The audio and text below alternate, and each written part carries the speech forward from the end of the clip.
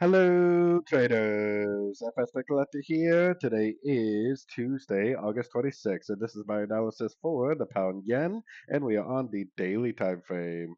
So the pound yen has been very sideways, and we have to keep in mind that the weekly time frame is definitely still up, and my weekly time frame target is at least the 202 area, so I'm definitely still very bullish. But I think we're likely in a pullback right now to the last impulsive move up.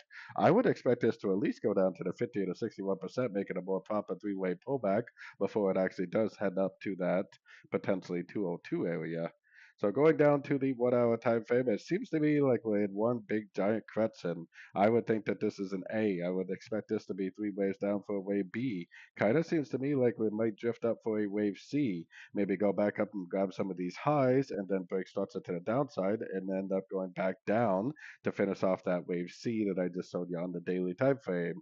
So definitely makes the most sense for me. Just keep in mind that the trend is definitely up on the very high time frames, and because of that, it could always just continue the uptrend at any point.